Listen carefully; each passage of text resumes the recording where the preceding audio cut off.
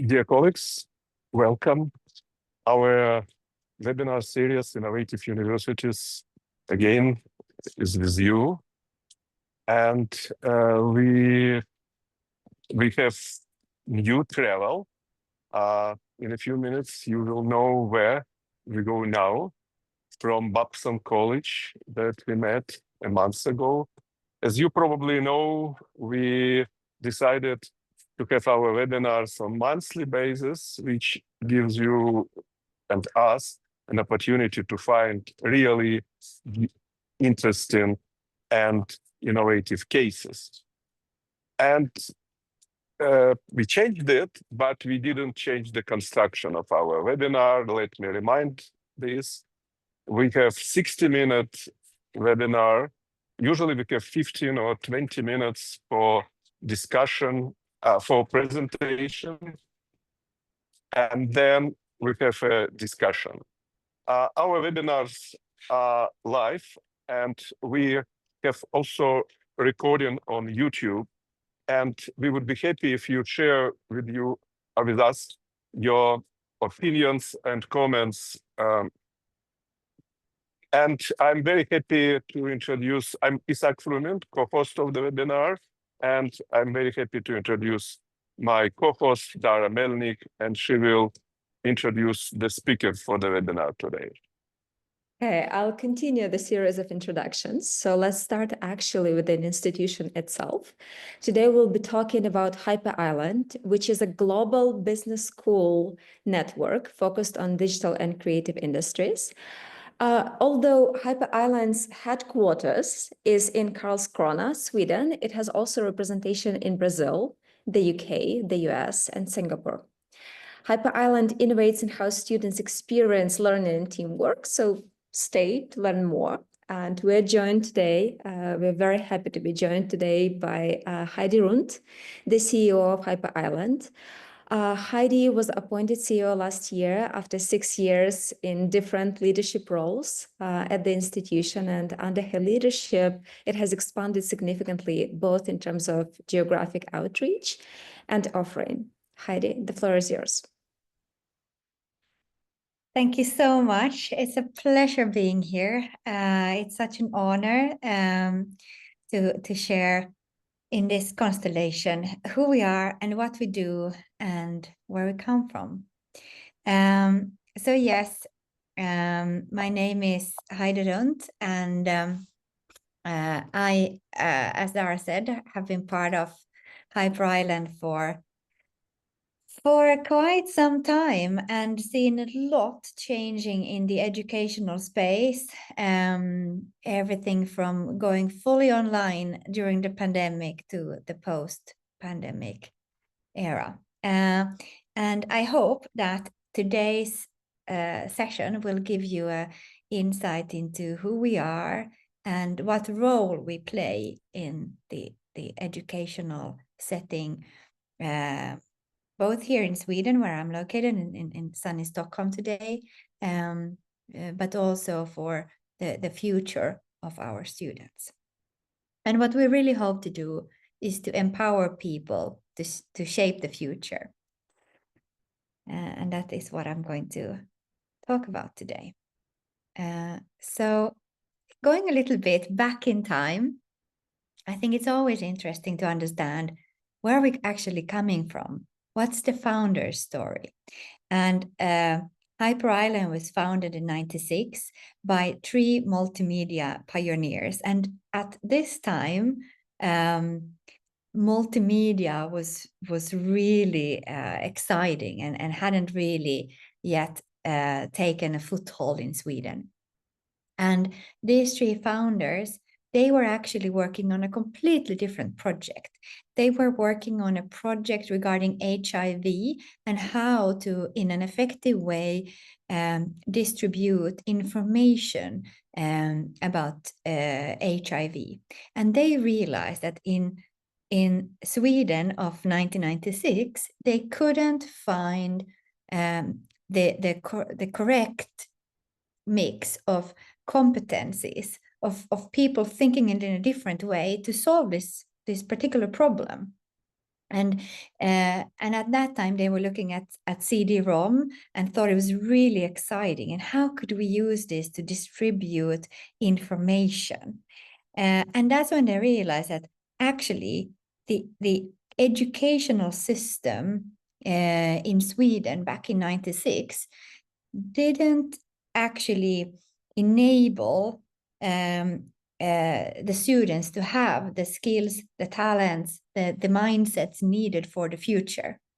So instead, they went into another direction and decided to instead establish an institution that would really radicalize education in Sweden, and instead look at how can we find a different way of learning and teaching. So they actually founded Hyper Island in a prison, and you see here a picture of the prison. The first cohort of students were accepted to start their educational journey, learning actually about CD-ROM. That was the first program at Hyper Island, and the students were working in these small little prison cells down in the southern Sweden in a small city called Karlskrona.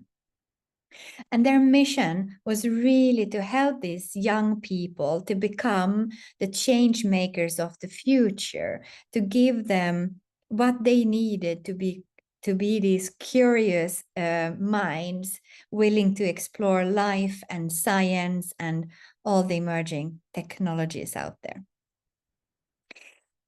This was 30 years ago, and still to this day, this core belief Hyper Island was founded on is very much true, which means that it all starts, back in the day it was CD-ROM and multimedia, but today we talk about technology.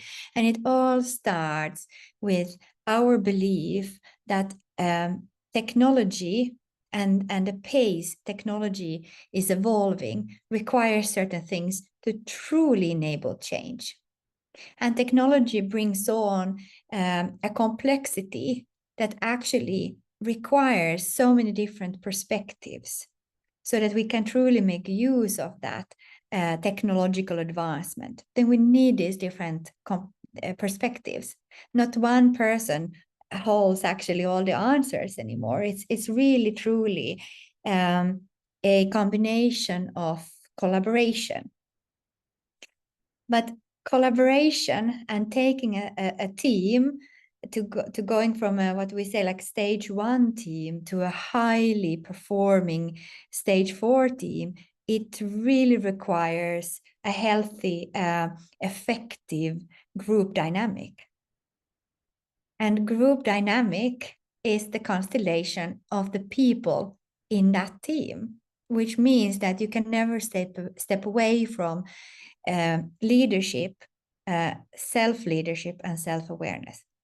Only when you have all these components in place, then you can make sense of the complexity, then you can utilize the technological opportunities, and then you'll see the real change. So that's why we also talk about really fostering the change makers of the future, because they understand that all these steps needs to be taken.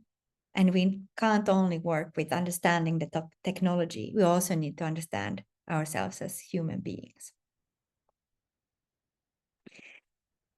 And this is what we have been doing for 30 years next year, which means that for 30 years, we have been crafting and working on what we call is the Hyper Island methodology. It has been tested and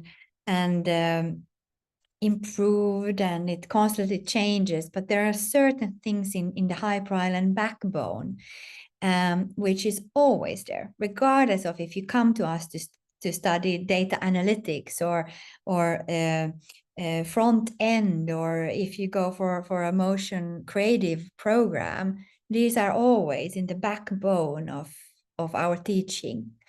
And it's, of course, this important learn by doing belief that that's truly how we learn, and paired with a culture of feedback and dialogue, which of course requires a lot of peer-to-peer learning as well, which again feeds into these group dynamics. So our learners, they are forced to understand what it means to be in a highly efficient team. What does it mean to really work on improving the group dynamic? And that's why we talk a lot about the IMGD model, to understand how a group is moving. But that all comes down to reflection. Do we make time to truly reflect on the learning spiral? What did we do, and what happened? What did we learn from that, and how do we take that learning forward, which also brings us to this constant feedback loop. So in everything we do, this is the foundation of learning at Hyper Island and at what it really means.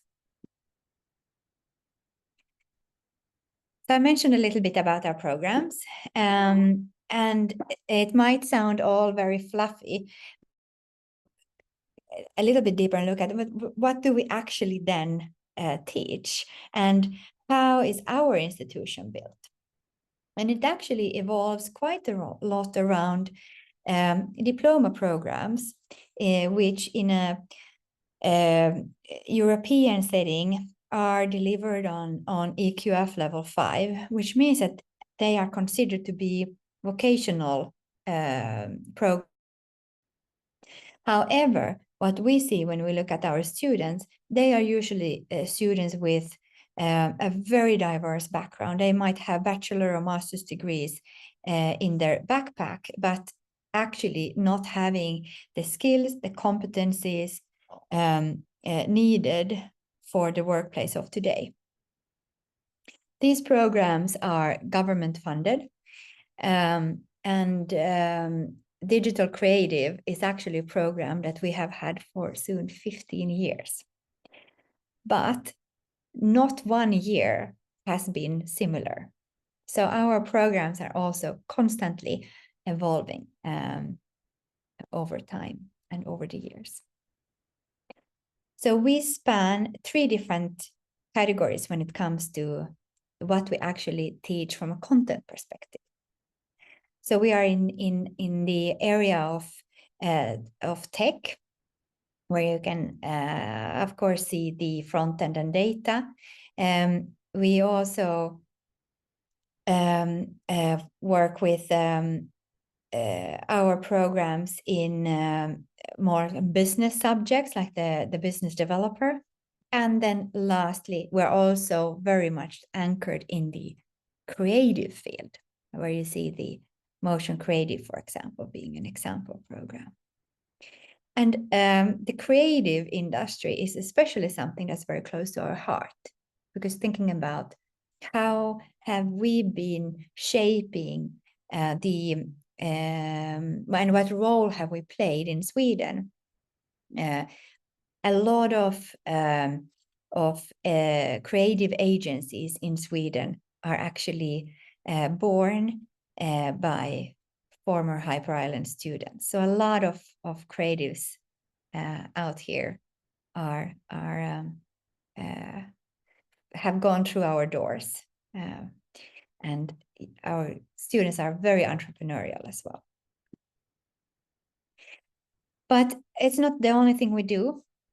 We also we are also teaching on EQF level 7, which means that we also offer master's programs. The 2 we have are in digital management and digital experience design.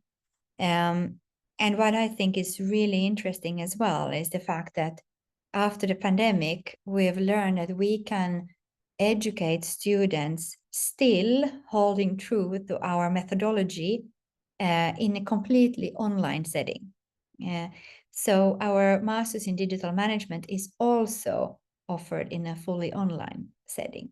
And that's something where we have been pushing our own limits and questioning what we believe to be true, and found new ways of reaching people that wouldn't otherwise be traveling to Sweden for a master's degree.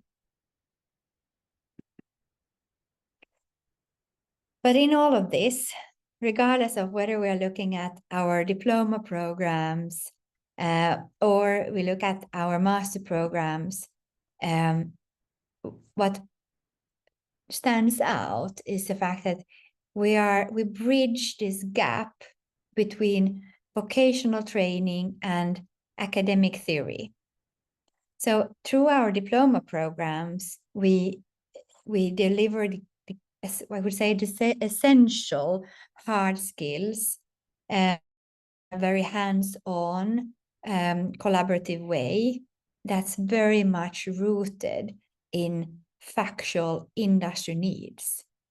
What type of competencies, skills, and knowledge will the hiring industry need in the future? And that's how our diploma programs are actually built. On that particular knowledge of the skills of the future.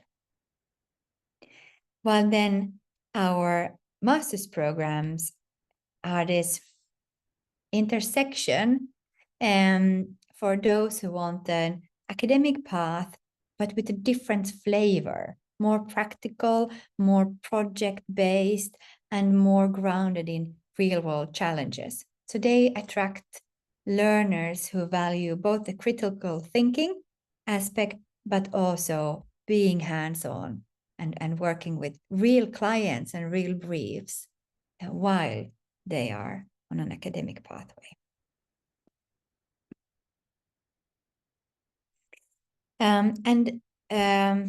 In all of our programs, we bring in these real-world challenges. Organizations coming with the real business challenges that our students then get to work with. And it's quite amazing to see how a group of students can suddenly find a different way to solve a business challenge. When they get to utilize their true skills when it comes to group work, group development, putting all their different backgrounds also together, because we have quite a international mix of students, which gives us a lot of different flavors as well. So when we talk about what we do and who we are, the one thing that really shines through when I look at our students and the outcome of our programs and what we do differently and why I think we are still here 30 years later is the fact that we do teach the necessary hard skills, but that's for us only the beginning. You need to have the necessary hard skills to be employable. But what happens then?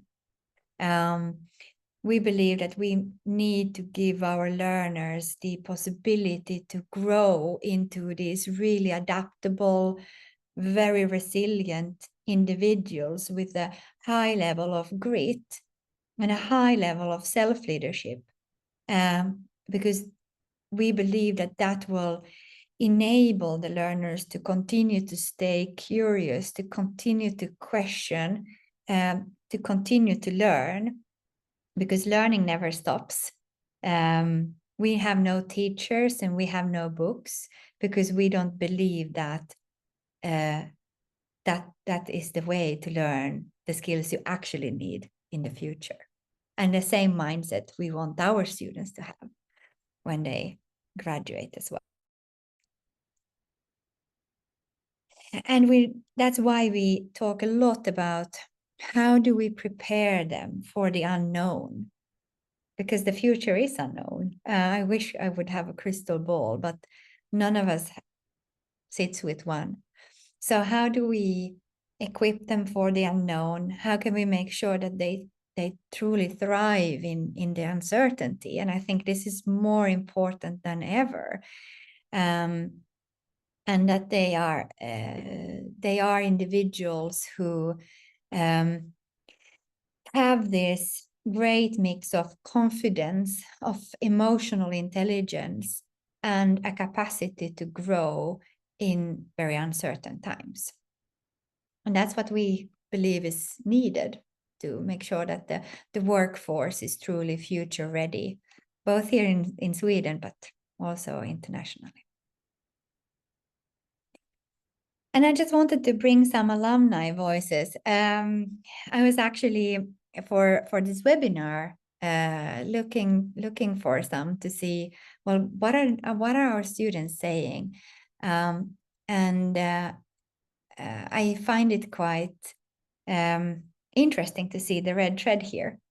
That is really the skills, the rituals of experimenting, testing, trying, and then reflecting, of making sure to understand that it's okay to fail, and that's how we grow and learn and eventually transform.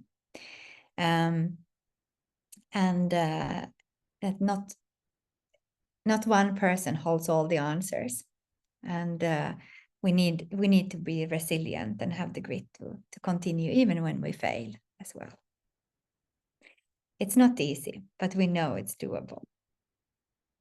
So I'm going to end here, and I've been talking very, very briefly about our methodology, and we have, throughout the years, we have gathered our tools in one place, accessible for anyone who wants to understand more about how to foster some of these skills that we talked about.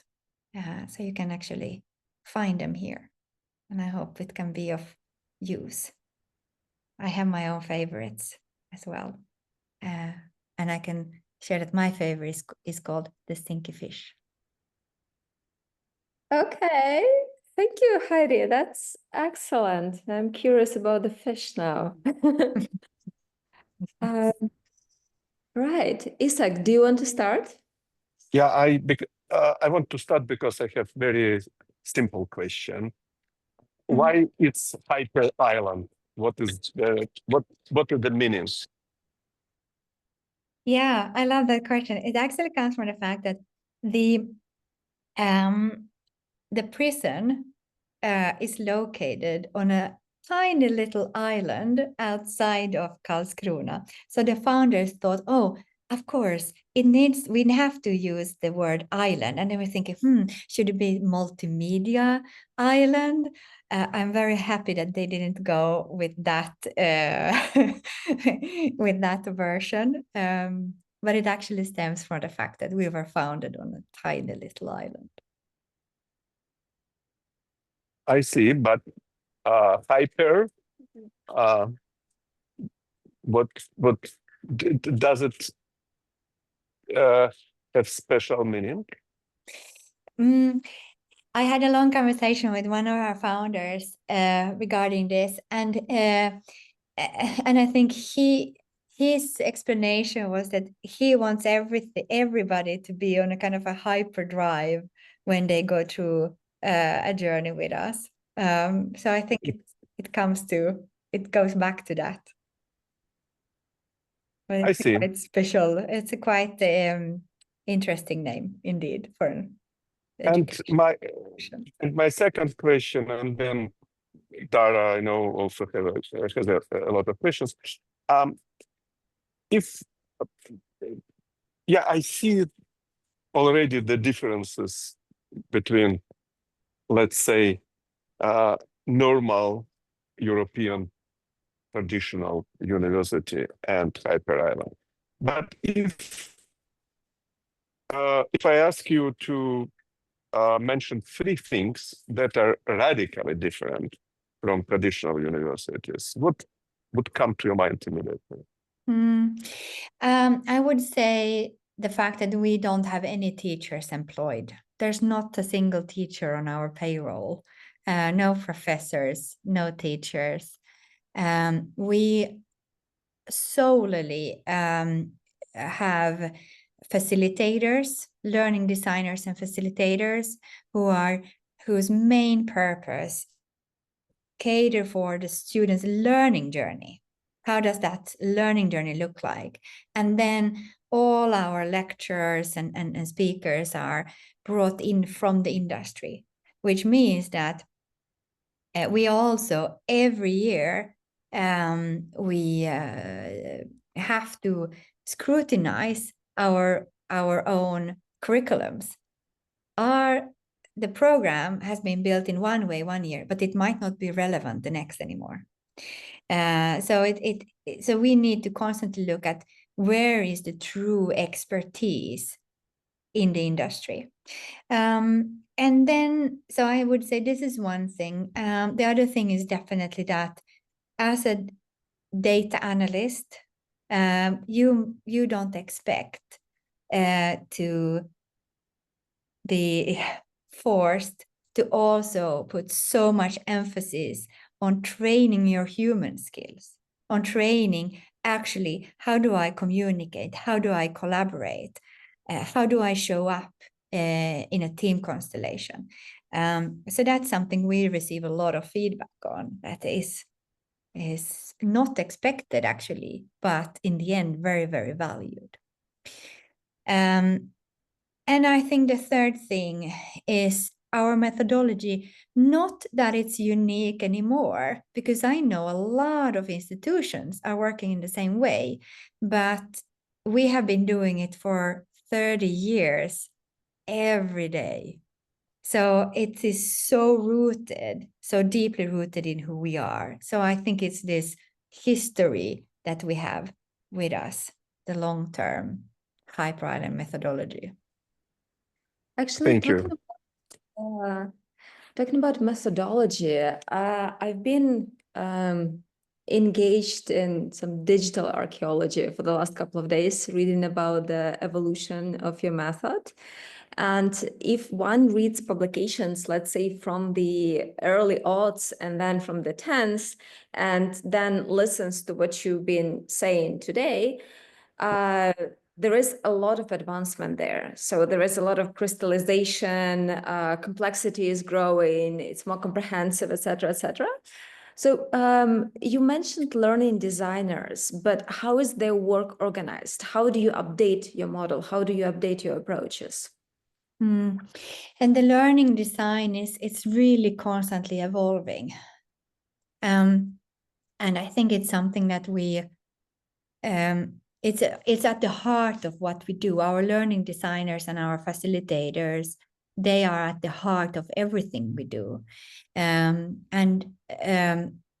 Here we have to kind of use our own medicine. How do we foster peer-to-peer learning? How do we foster knowledge sharing between? And just for an example, every month we have internally something called the High Monthly, where we gather all our co-workers for 2 full hours to reflect on learnings, to give feedback to each other, to constantly work on our own development.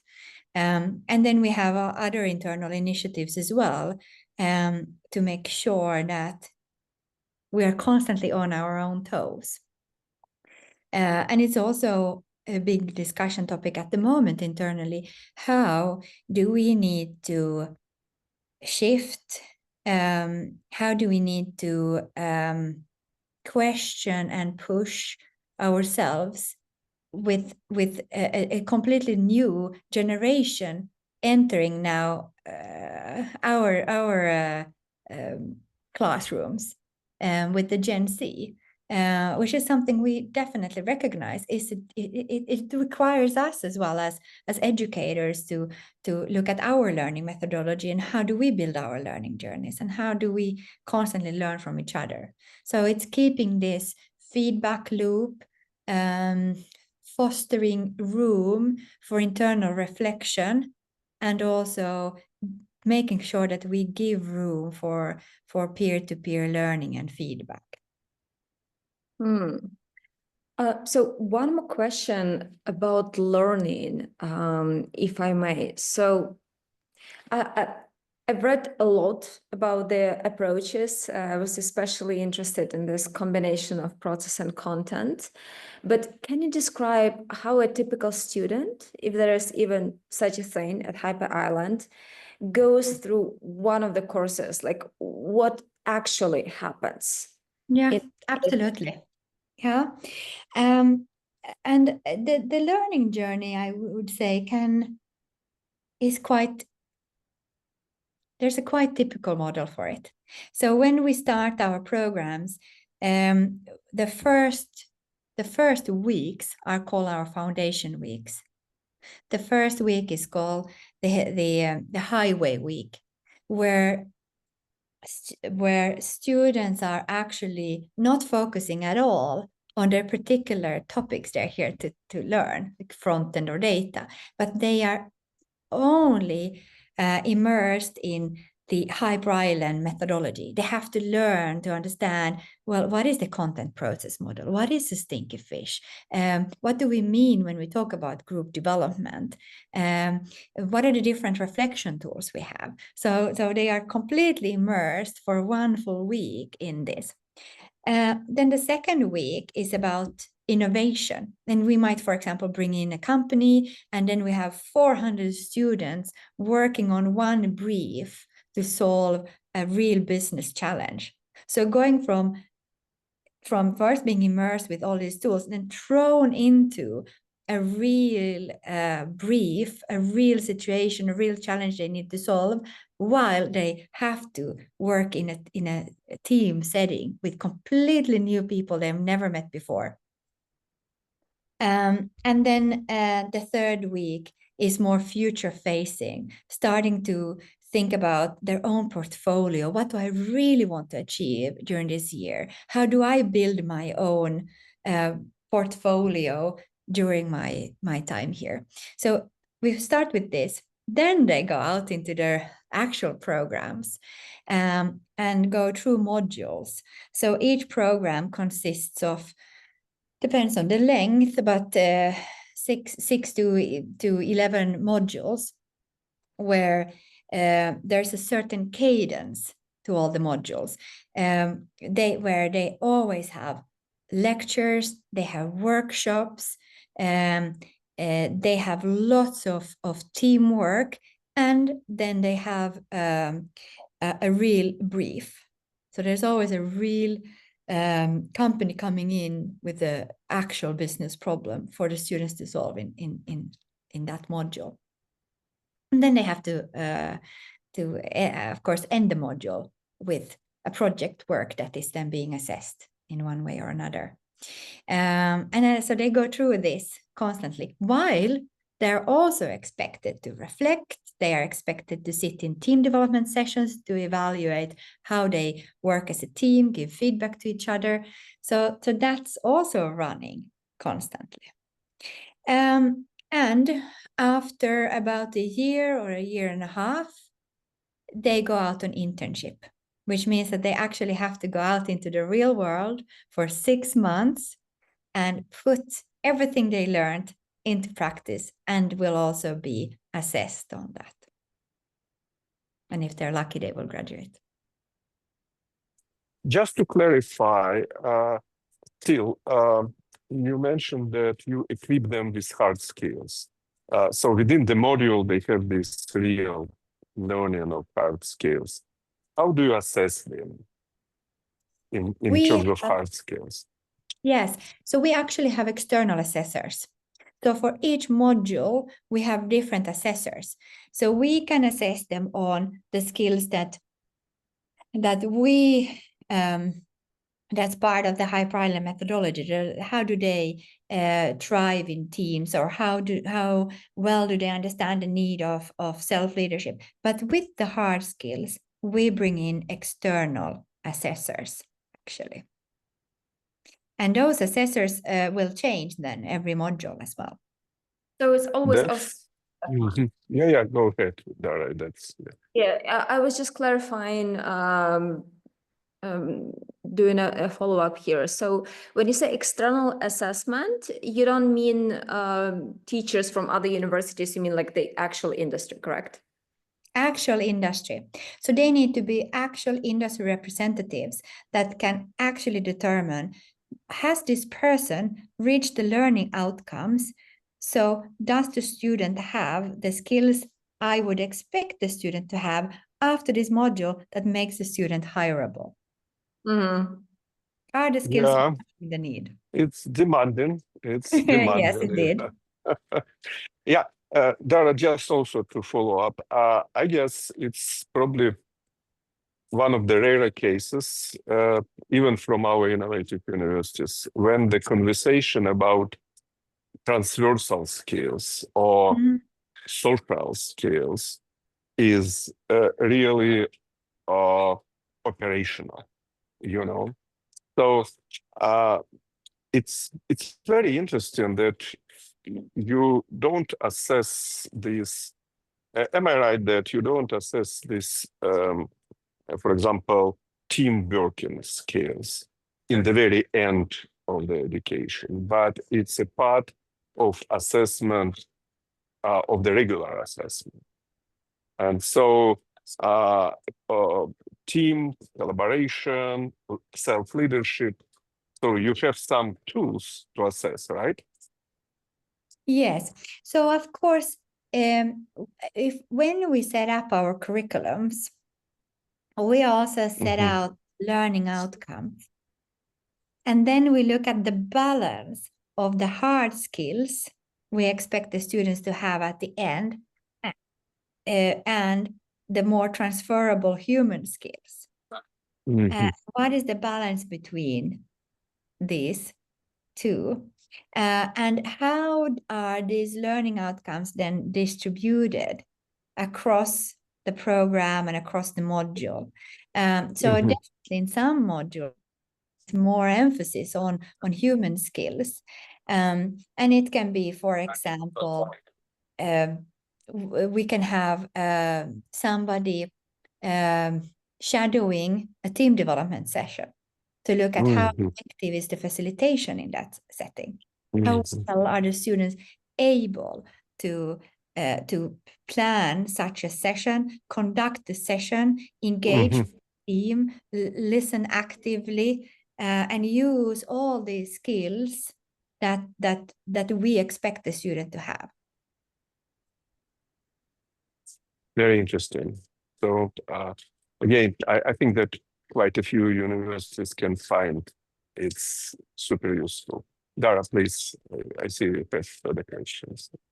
Oh, I have a lot of questions. I guess you threw them on my face. I guess we covered methodology part more or less. Well, actually, no. I still have methodology related questions. So Heidi, you specifically mentioned in your target outcomes, in your target student model, resilience. And I've been giving it a lot of thought in the last couple of years because, well, I had to leave one country randomly, then I had to reposition myself completely.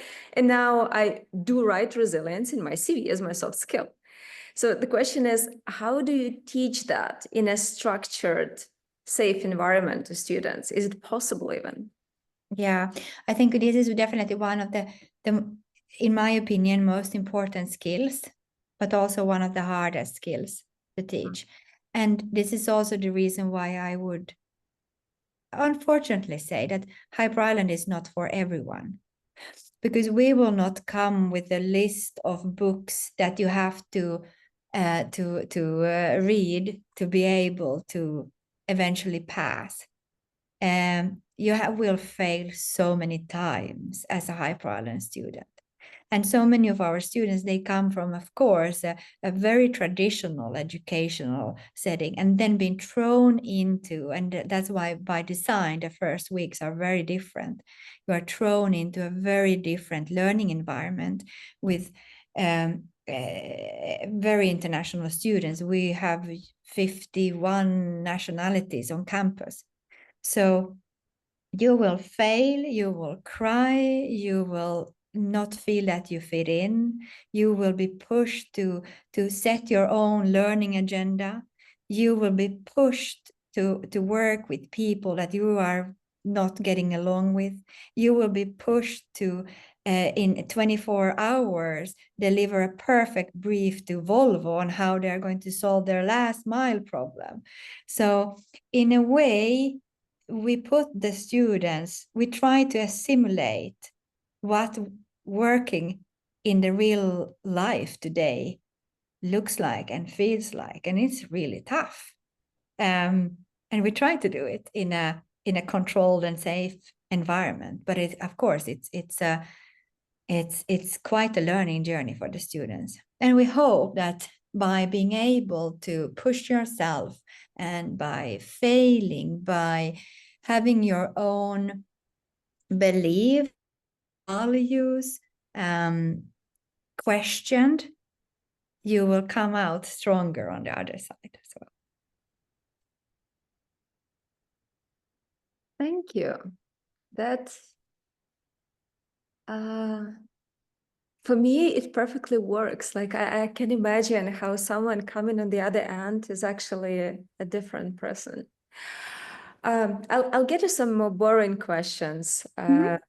So the first one has come from one of our viewers about your accreditation. So you said that functionally, in terms of just institutional missions, you are somewhere between vocational schools and universities.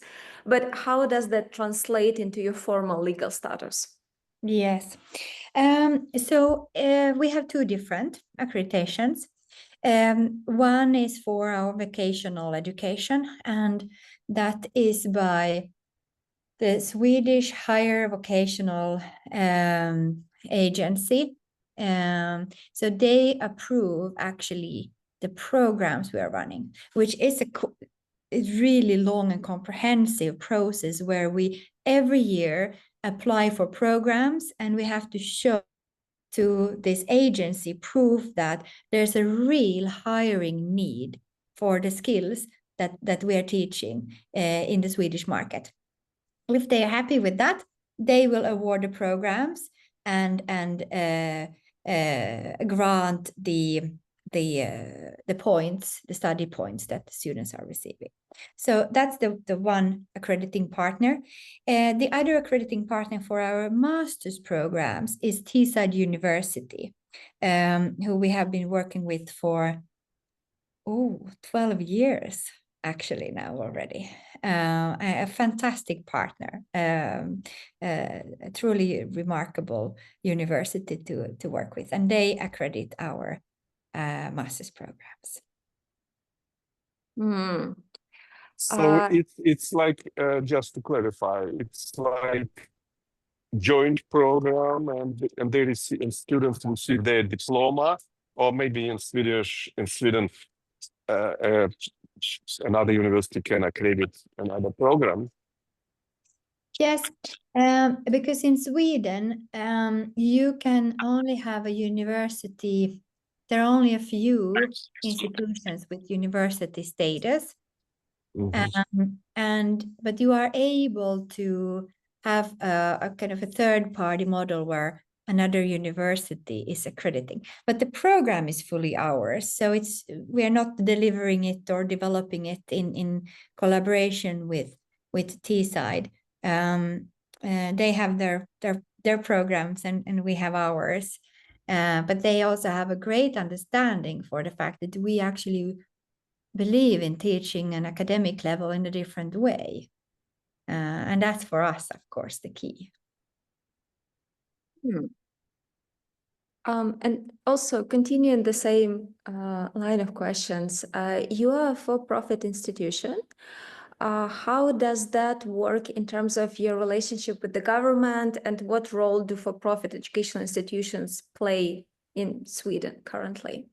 Yeah, it's a quite hot topic at the moment in Sweden because in the vocational educational space, it is very, very common to have for-profit institutions. And I think actually most of them are for profit, and it's actually a requirement as well from the government that we are able to show that we are a financially viable institution.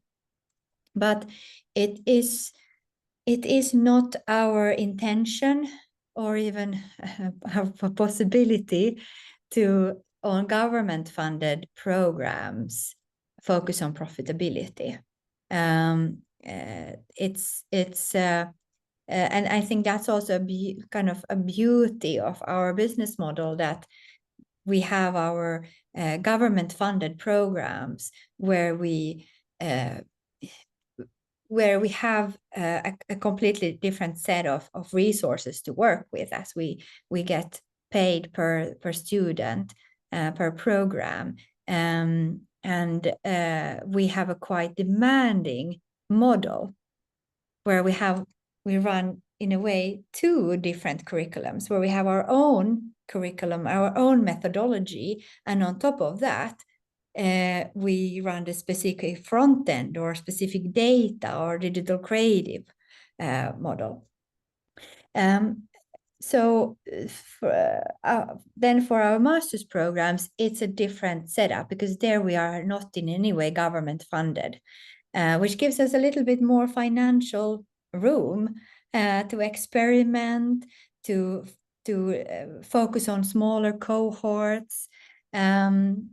And then we also offer other ways of learning with us, which is completely non-institutional. So we have open courses, and we work a lot with large organizations and their leadership struggles usually, and the need to upgrade their leadership. So we found our own model of balancing this difficult act of government-funded programs where the government funding has not changed at all for the past 8 years, which is not easy in this economic climate. So you are organizationally and financially, I'm trying to think how to put it. Like the simple word is heterogeneous, but it's more like regionalized. Different areas of Hyper Island function in a completely different way. That's fascinating. Yes, absolutely. You put it very correctly, which is a blessing and a curse, because it creates a lot of complexity as well, to be honest. I can imagine. Isak, I do have lots of additional questions, but I see you've got one too.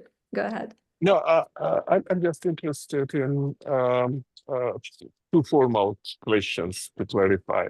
What is the scale of operation? I mean, how many students? And am I right that masters are completely online and vocational programs are in person? And also, as I understand now, you operate not only in Sweden or not only in one place. So could you just enrich this conversation, please? Absolutely.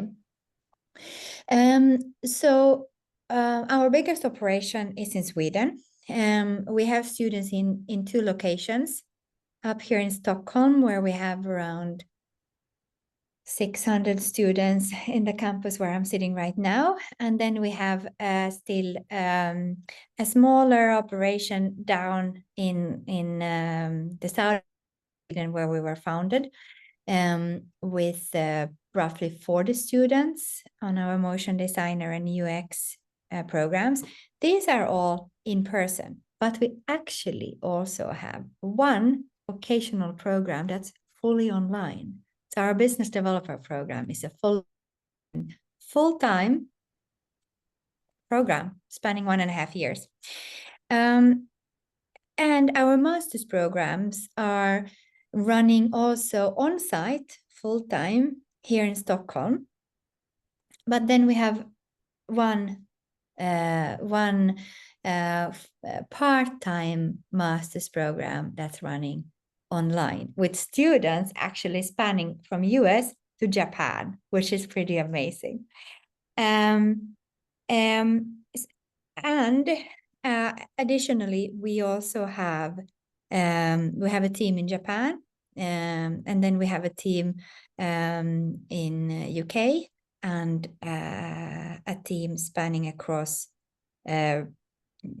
Brazil, mainly in Sao Paulo, working in Brazil and Argentina, but also doing some work in US. So we are a little bit here and there, and we work a lot online, which is something I would never have believed 7 years ago. And we have roughly, what could it be? Maybe 1,500 learners going through our programs every year. Simultaneously? Not simultaneously. We have our long-term, but then the long-term programs, but then we also have the shorter ones, and we have shorter government-funded upskill programs. So there's always something happening at Hyper Island, and learning journey spanning for 2 years, but also shorter 5-day sessions. So you also have a very strong dimension of interacting with companies. And I wanted to ask about that interface, both in terms of the programs you do for companies and in how you organize the work with them for other, like your standard offering vocational and master's programs. What do companies get out of it? Why would they come and share their experience with students? Are they interested in them as potential employees, or do they have a different stake in this? Yeah, it's definitely twofold. For some, it's about finding the future talent. It's a fantastic way to get access to future talent, to have them to work on a real problem for you. For others, it's really a way to solve business challenges. Some of these companies are companies where they feel like a different degree of innovation and creativity is needed to take that next step or find a different angle to a business problem. And this is a way for them to get that injection of new thinking and creativity. So these are the two main reasons why companies come and work with our students. Okay. But Dara, just short follow-up. But frankly speaking, there are big, successful, well-established universities, and all of them usually also now, at least, talk about working with companies. But in reality, majority of students of these universities never set a foot in the real company. What doesn't work there, and what works for you?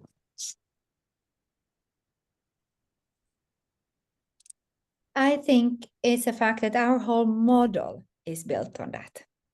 So when we even look at starting a new program, we start it all by talking to the industry. We gather the best experts in Sweden. The ones, for example, when we developed XR Creative Designer a few years ago, we invited to a half-day workshop the best talent in this field in Sweden. And we asked them, what do you see that you need from a talent perspective in 3 to 5 years' time? And together, we eventually came up with a program that, okay, this should be the title of the program. This should be the main content. This should be the skills they learn And then we build that program application based on the input we have gotten from the industry. So of course we tie companies and industry experts already early on in the process very closely to the program. And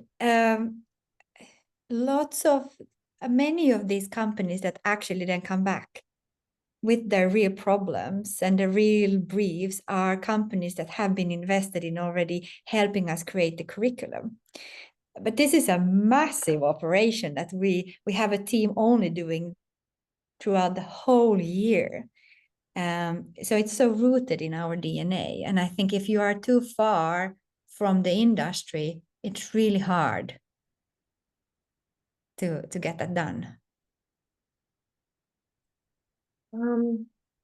And when you prepare offering that is tailor-made for industry, that would be upskilling, correct? So like helping their current employees advance further.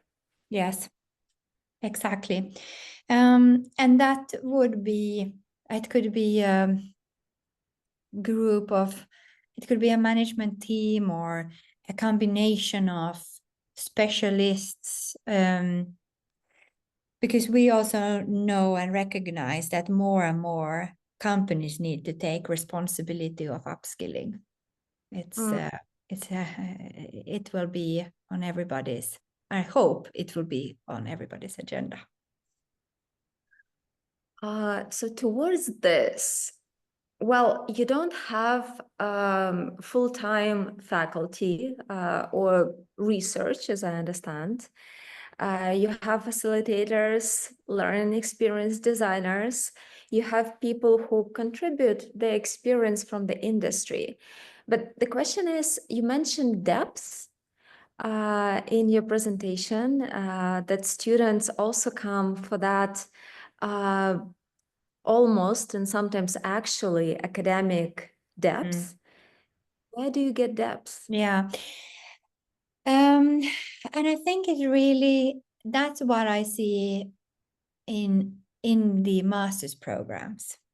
I think if that is what you look for, the students coming for that are usually opting for the master's programs, because then they get to truly immerse quite deeply into a particular subject. It's more the vocational programs. There you come for making sure you have the digital tools in your hand to be hireable, to be an excellent part of the workforce for tomorrow. While for the academic programs, the students, they usually come for something else, to learn a completely different, to see the world in a different way, or find a new pathway. So that's usually where they find the depth and the gravitas that they're looking for. And I think that's why I'm so happy that we have these two pathways as well. Yeah, so everybody can go for the level that they're actually looking for. Yeah. Okay. Heidi, I have just one question left. It's actually our traditional question that we always ask at the end. So you are a leader of an innovative higher education institution, and you have been at it for quite a while. So you have a lot of experience under your belt. What is your advice? What is your main piece of advice for other leaders of innovative institutions? To never be afraid of questioning a model, to never be afraid of changing something that has been there for a long time, even if it means that you will fail a few times. Nothing is constant, ever. So don't be afraid of that. Well, that is both a scary and hopeful thought.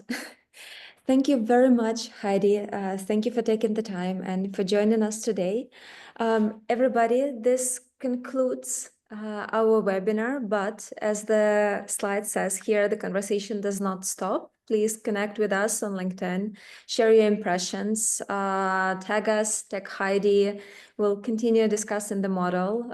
We'll also share our takeaways at the end of the season and on the website. And sometimes we do that on our personal pages with Isak as well. Now, in a month, we'll come back for the final webinar of this season. We'll be discussing the London Interdisciplinary School, which is the first degree granting higher education institution in the UK since the 1960s. So please come and find out why.